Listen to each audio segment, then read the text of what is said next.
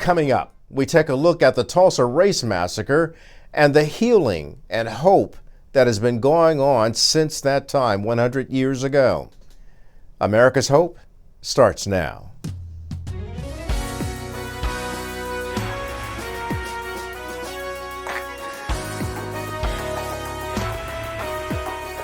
This is America's Hope from our global headquarters in New York City.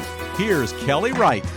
Hello, everyone. Welcome to a brand new edition of America's Hope. So glad that you stopped by to watch. And wherever you are, I do sincerely hope that you're safe and well, taking care of yourself and your family because you matter.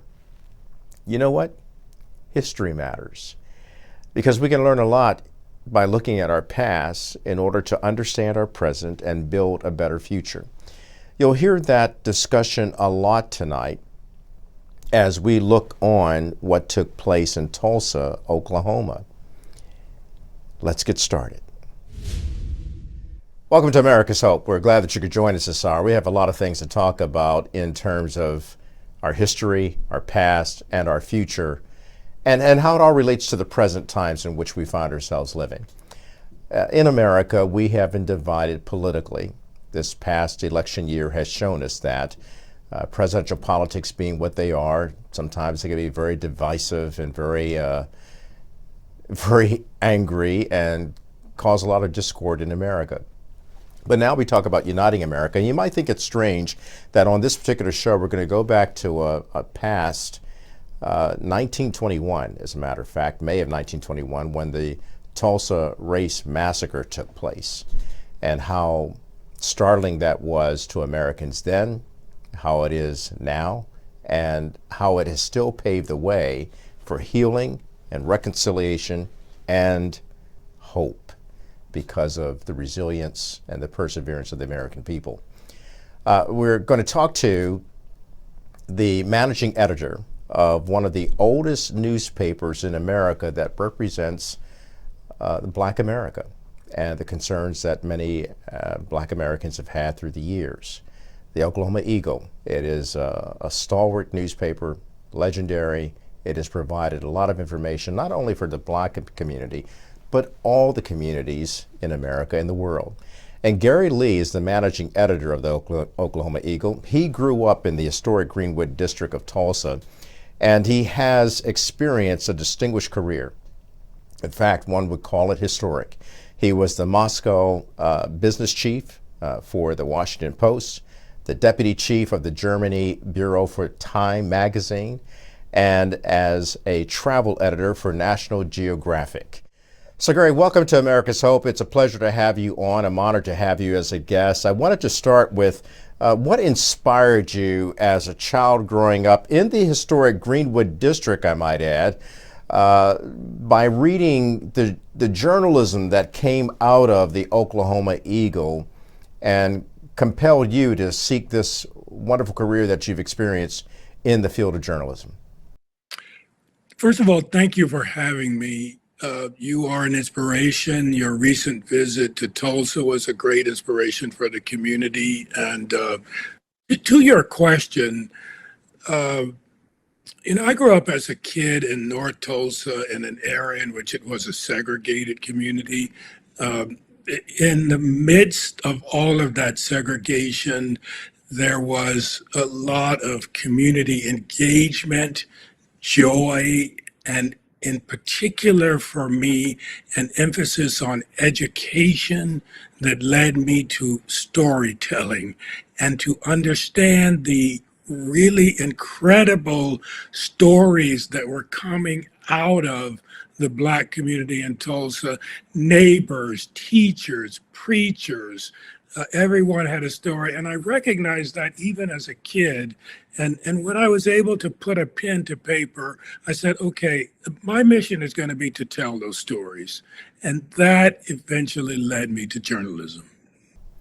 And quite a career, I might add, going on to become the Moscow business chief for the Washington Post, deputy chief of the Germany Bureau for Time magazine, as well as travel editor for National Geographic. Those are large publications that have been viewed as some of the top journalistic publications throughout the world.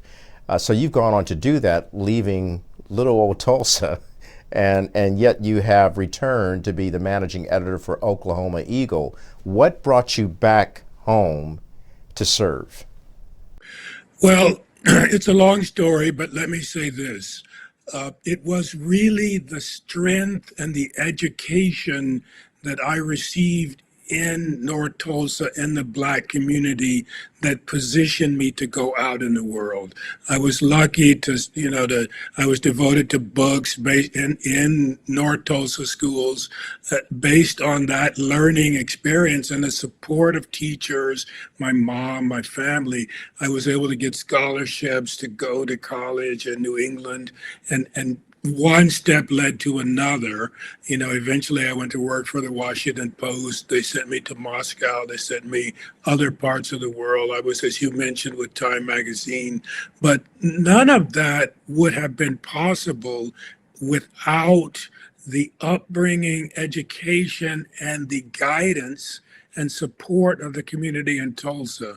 So at a certain point, I had to say, I did a lot of stuff. I was about 30 years altogether with Time Magazine and the Washington Post. And I said, okay, what can I do for this community? Because the community has done everything for me.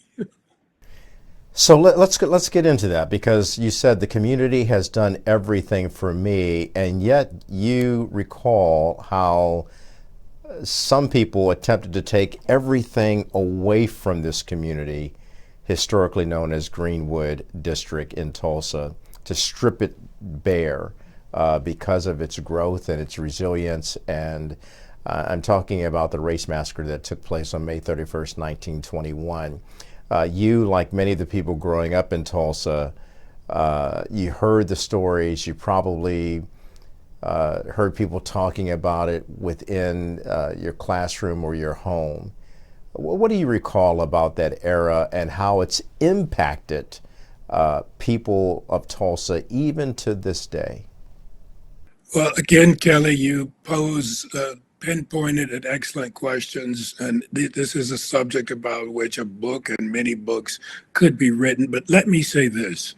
So the race massacre really was, for those who are not aware, involved the decimation of what came to be known as Black Wall Street by a white mob, based on, in the end, it was based on jealousy and a will to kind of quash what the Black community had built.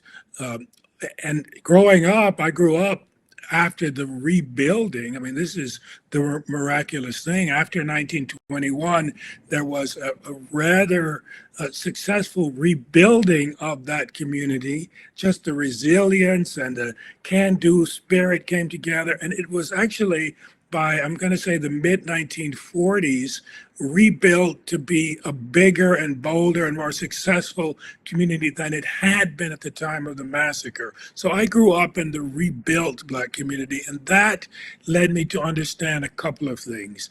One is that whatever barriers, whatever opposition, whatever fears we had faced from outside of the community, that we as a community in North Tulsa could face those head on and that we could move forward.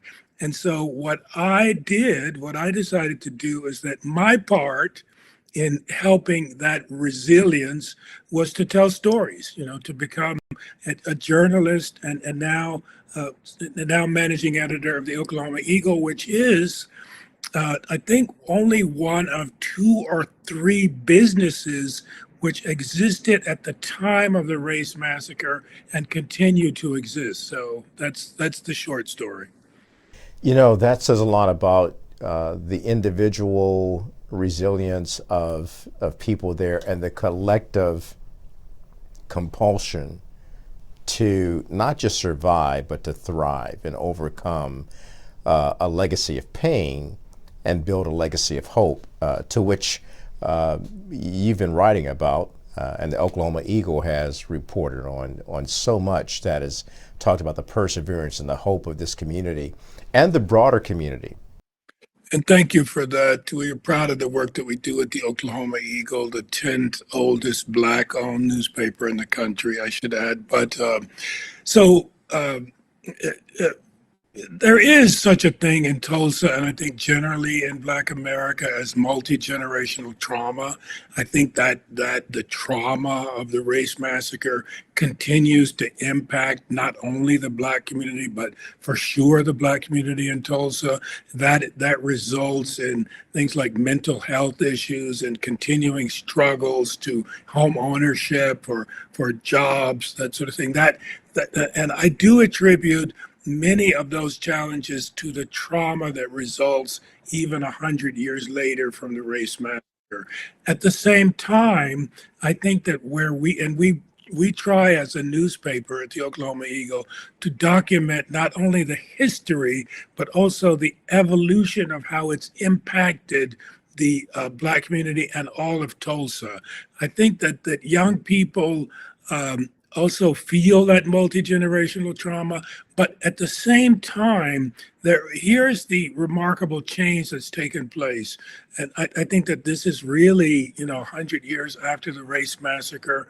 I believe that you have an understanding across the city of Tulsa, young people, an older generation, white people, also Native Americans, of which we have a strong community, and the Latin community, that this city belongs to all of us. And the healing process is not only one which has to be led by the Black community, but it is one in which all sectors of the community have to be engaged. Final thought that I would give to that is that Tulsa is a very strong business center in the United States, drawing a lot of outside investments, also investments from Tulsa. And I think there is a realization that it can never really fully thrive unless we address these questions of racial healing alongside of the economic development. Got to ask you, what is your hope for America? I think first of all, we have to start with healing, and then we have to continue by emphasizing the positive path forward, and I believe that if we forget about the negative stuff, or at least we take that all in stride and say that we have very important positive things that we can do together, I'm sure that we will get there. We will, my friend. Gary Lee, managing editor of the Oklahoma Eagle, one of the 10th oldest Black newspapers in America, playing a significant role throughout the Tulsa Race Massacre. And I appreciate you being on this program, showing Tulsa's best and finest in terms of resilience and hope. Appreciate you. Appreciate you too, Kelly. Keep doing the wonderful work that you do. Thank you, sir. God bless you. When we return, we'll be talking to Mary Williams, as well as Dr. Eloise Cochran, about the Tulsa Massacre and beyond. That's next on America's Hope.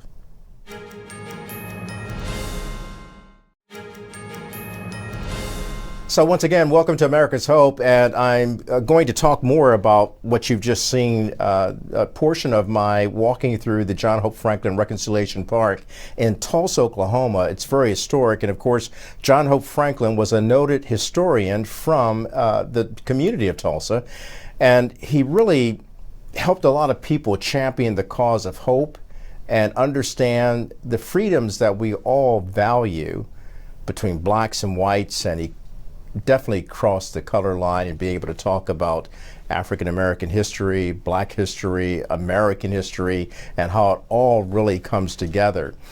And we want to talk about Tulsa and its history, looking back at the past to make sense of our present and hope for our future.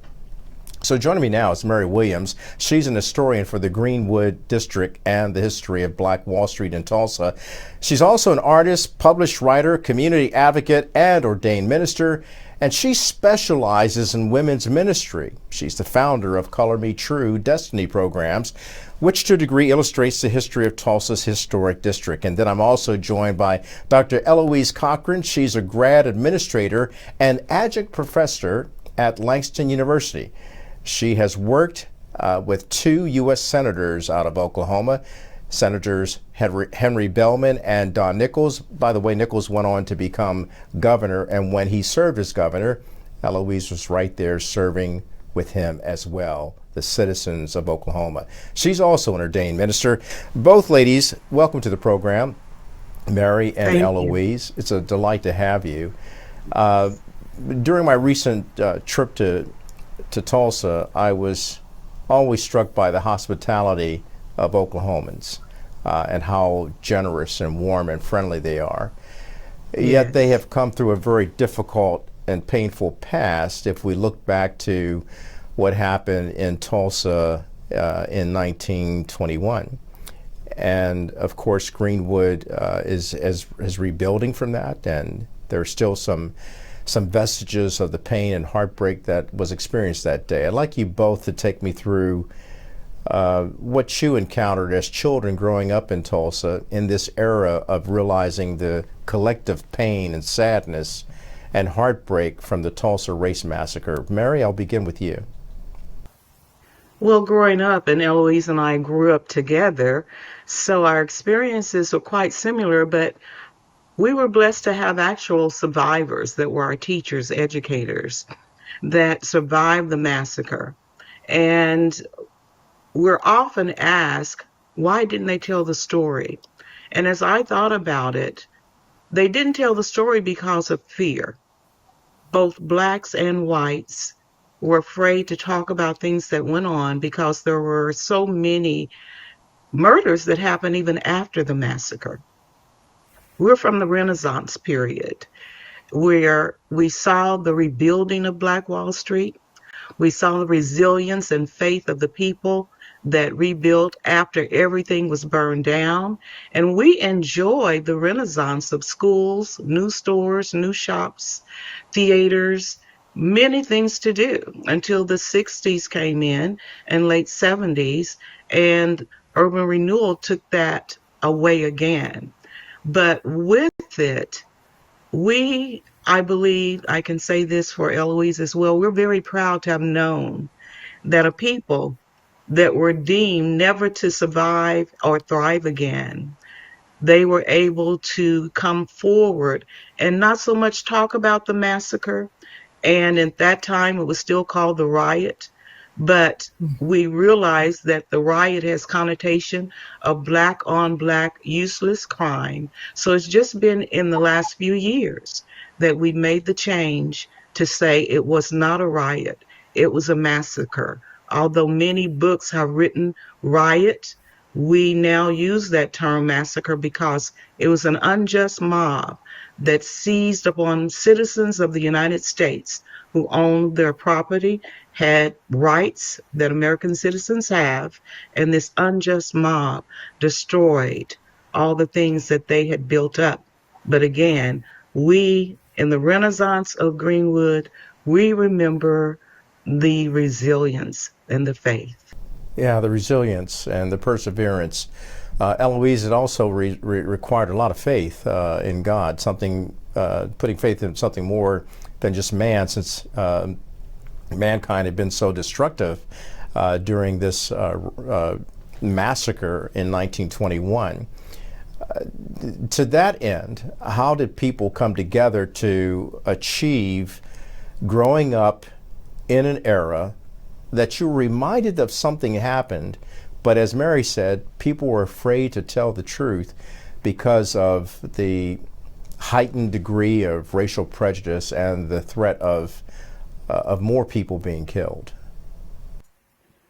Well, faith is something that I believe we as a people have, at least my experience has been here in America, have been something that's very pivotal and primary in the lives of our people. And we realize that while we have gone through devastation and destruction and all these negative things, at the same time, our faith is what continues to keep our hope alive, as they say, or keep us holding on to that confidence that even though this happened, it happened to us, that we still have within us the resilience and the power to keep moving forward beyond it, to believe that, yes, these things happen out of hatred, but that if we can love them in spite of what we've experienced, that's what's going to help us keep moving forward and building a better future for our families. A lot of people, as Mary said, didn't talk about it, but I grew up knowing about it, but I don't ever remember hearing it talked about outside my family particular until I got to college at the HBCU where I now work. It was part of our curriculum there. While we're on that note, take me back to that day in terms of what you heard through survivors, Mary, and how they explained this violence that erupted and why it happened. Well, most believe, and I do too, it happened because of an age-old spirit of jealousy, and the society in their basic comprehension of who we are as African Americans was limited. It was not the image that God created us to be in their eyes, which God created all of us equal. It was not the image of the Constitution that we have inalienable rights to pursue life and liberty and happiness. Well, on Greenwood, that was happening.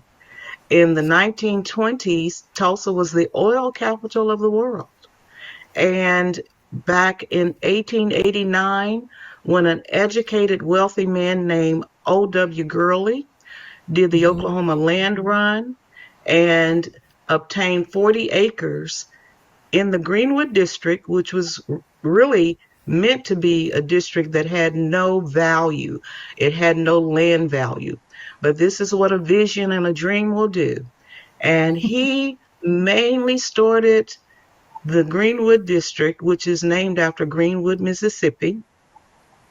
He wanted to see Black people have a place to lodge, have a place to feel dignity.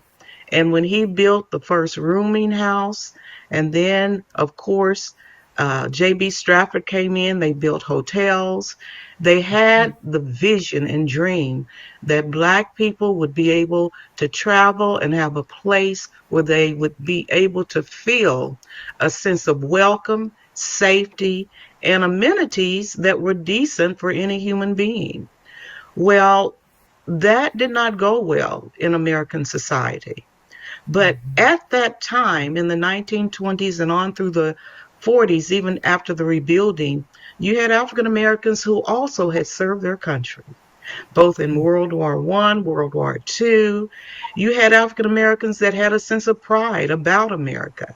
And Eloise and I are from that era where we knew not only survivors, but military men and military women, because we had Black women that were nurses. So you have these people coming together both in the 1900s and in the 1940s, building and rebuilding a hope for a life that was compatible to their Caucasian sisters and brothers, and a life that showed dignity as a people.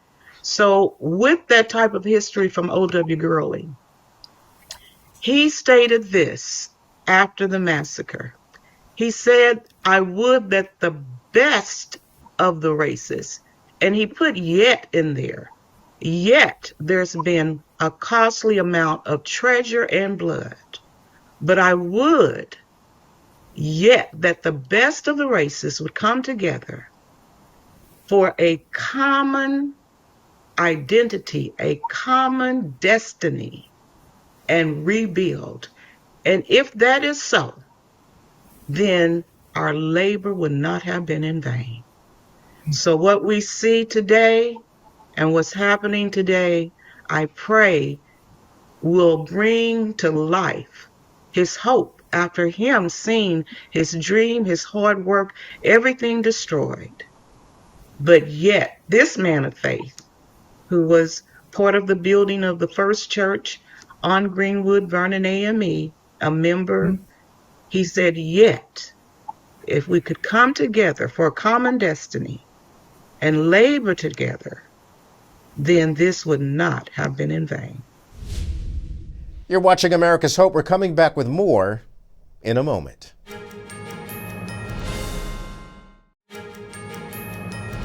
So Eloise, in echoing that sentiment, you saw that same kind of resilience and faith in the founders of the Greenwood district, which is was known as Black Wall Street, between Greenwood, Archer, and Pine Streets, and it was thriving, as Mary just talked about, hotels and entertainment, churches, and people living the American dream.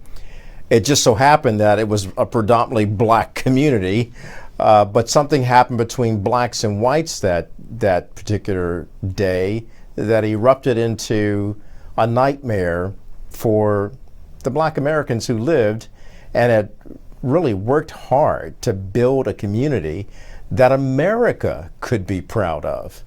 So what sparked the violence that caused that pain? Well, and unfortunately, Tulsa was not the only community that suffered that type of devastation and destruction. But that particular incident that took place in Tulsa, my thoughts are that a reason needed to be given, right? It was going to happen at some point anyway. But that particular day, my cousin was a shoe shine boy, and he worked in the downtown area. The building he worked in, he was not allowed to use the bathroom in that building. So he would go a few doors down to another building that he was allowed to use the bathroom in. And there was this young white lady that was an elevator operator named Sarah Page. And they began a relationship. They fell in love. They were engaged to be married. And although the stories that were put out was that he attempted to rape her, that definitely was not true. He used to bring her over to our big mama's house for Sunday dinner. She was welcome in our home, where the reverse was not the case. But they were 2 weeks away from getting married. And although nobody really knows exactly what happened that day except Sarah and Dick, I imagine this. If I was so in love with this man and he's so in love with me, and we are 2 weeks away from our wedding date, I think they used to sneak on that elevator, and when nobody else was on there, they would steal kisses. And then before the doors would open, she would go up to the front where the panel is, and then he would go to the opposite corner and act like he didn't know her. Then the doors open. And so, but I just think at that point, maybe they got caught up in a kiss and just kind of had a moment, and the doors opened and they were in an embrace.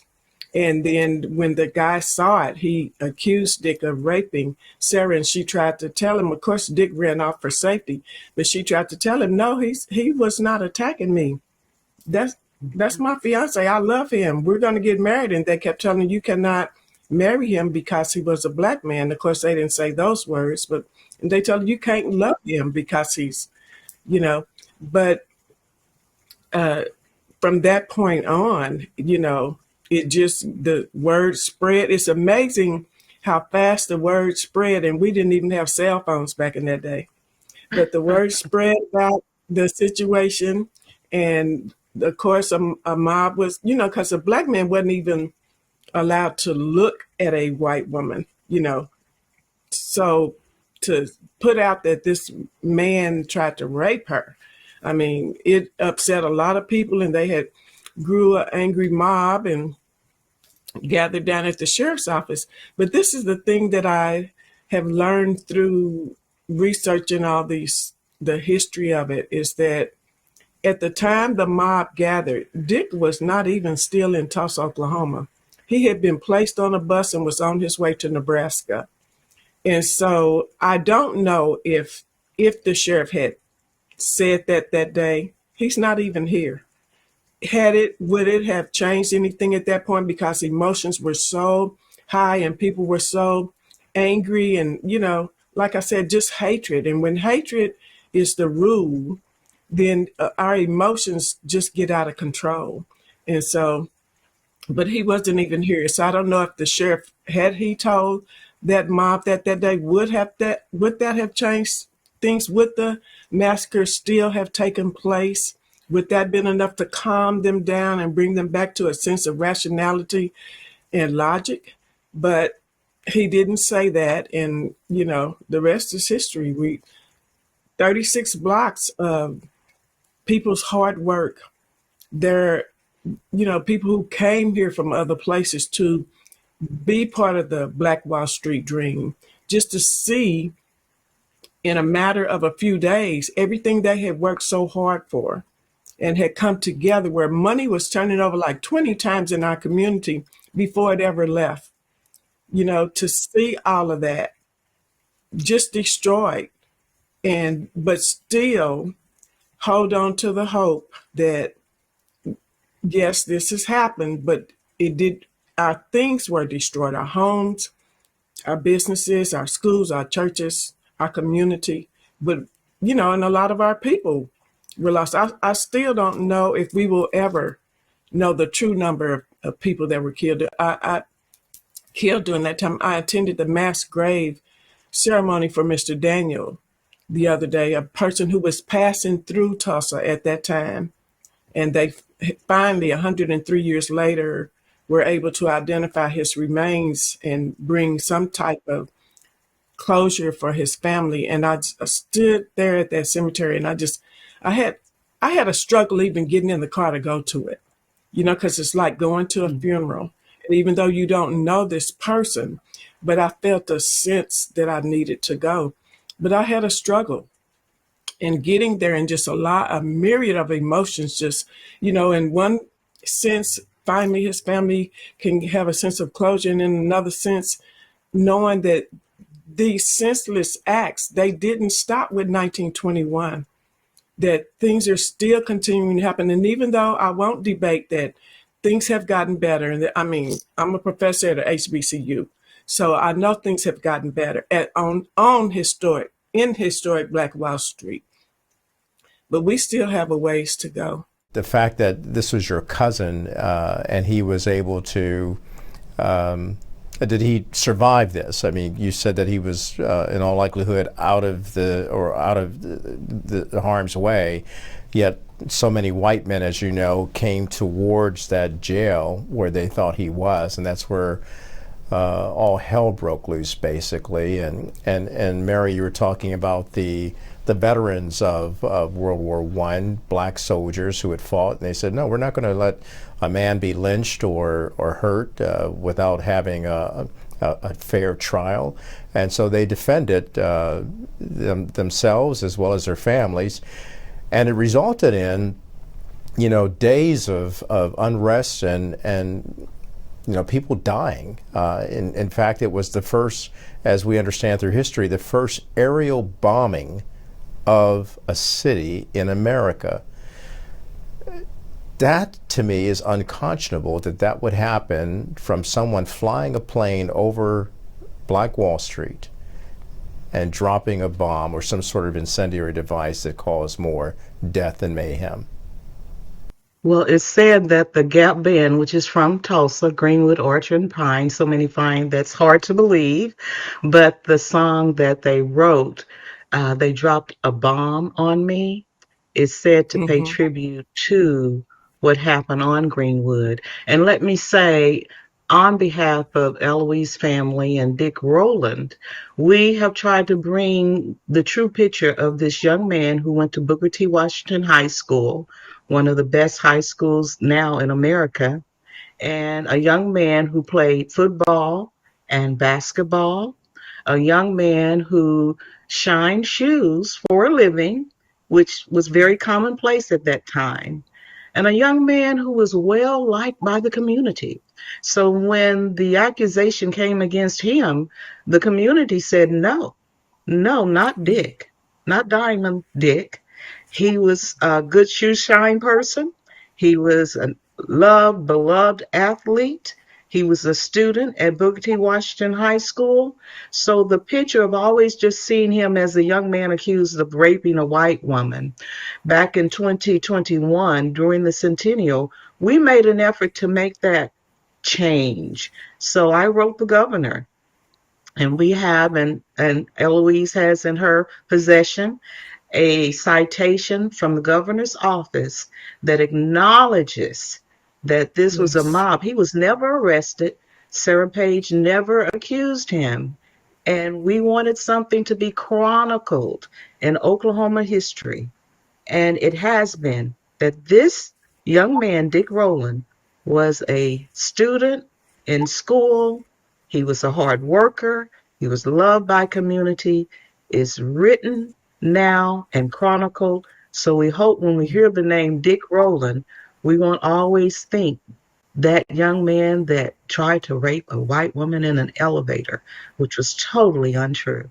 I'm talking to Mary Williams and Dr. Eloise Cochran. We're going to take a break. When we come back, we've talked about the pain and we've talked about the agony and the heartbreak. But now we'll talk about the healing. That's next on America's Hope.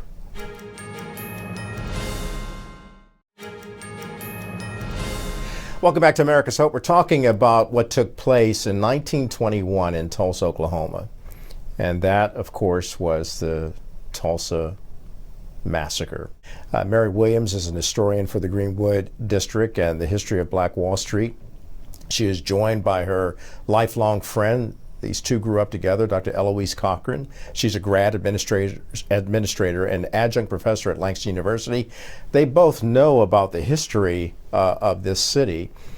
And when I was recently there, I was struck by the Reconciliation Park dedicated to the memory of John Hope Franklin, the noted African-American historical writer and author, this man and what he contributed to the world. But Tulsa is also seen around the world for what took place in 1921, and you'll recall that in 2021, President Joe Biden came out for the centennial commemoration of this event, and he talked about healing the soul of America. Is Tulsa being healed? Mary?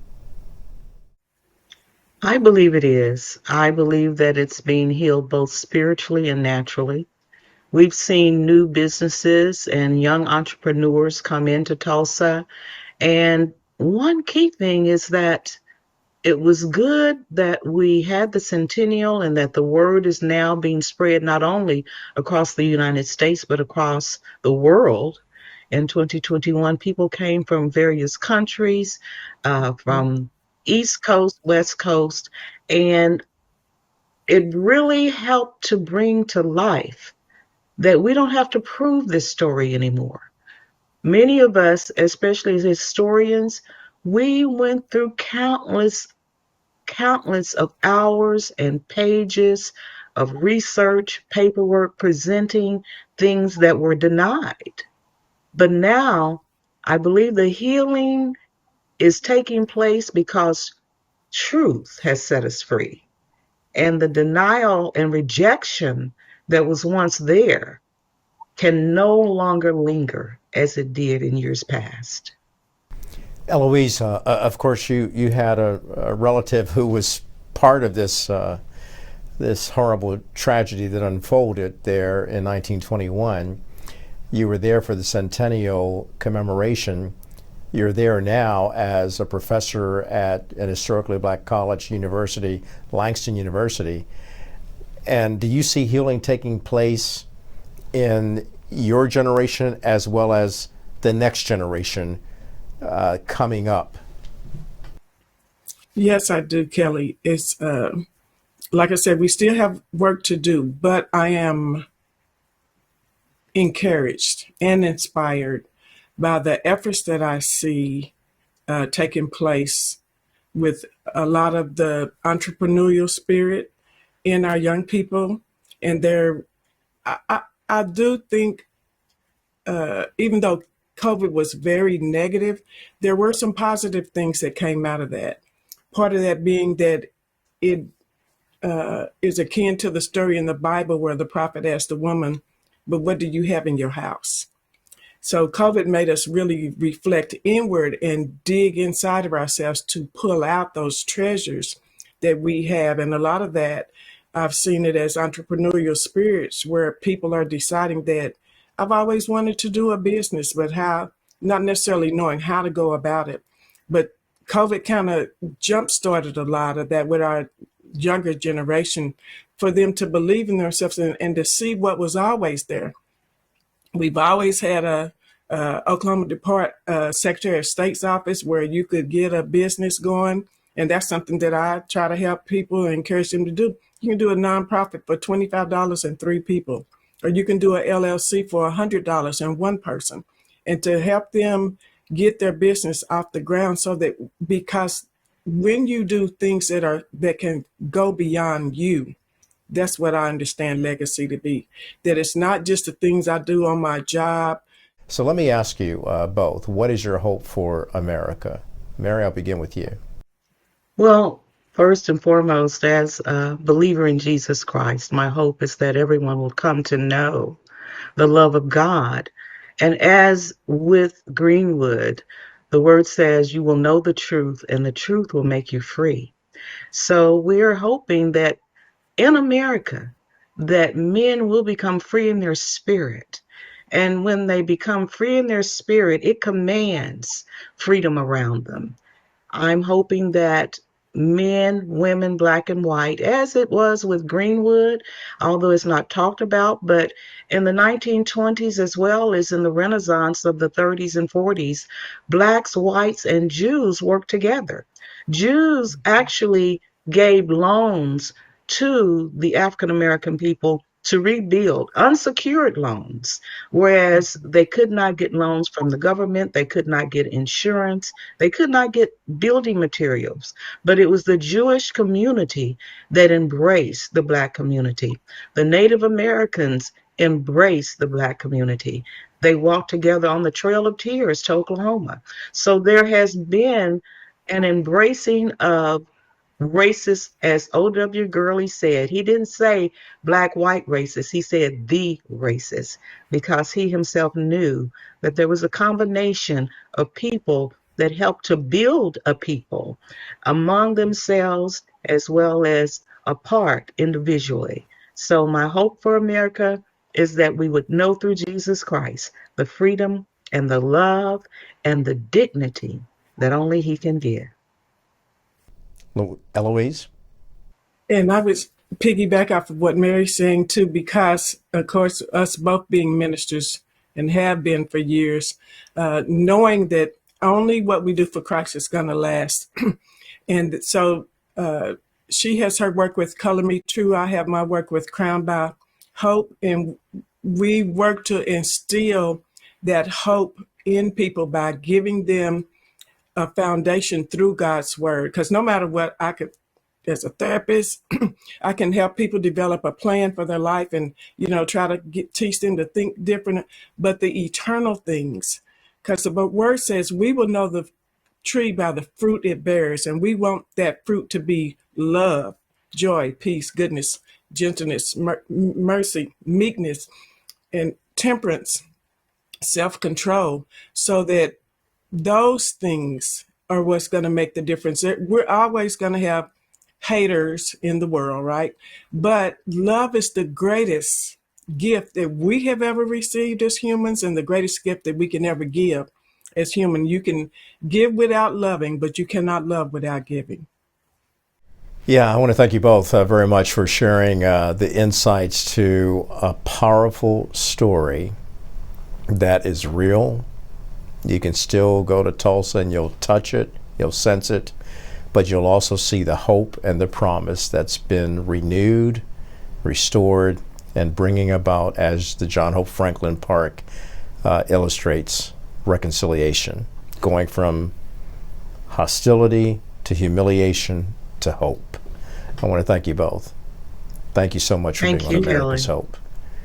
We'll be back with more in just a moment.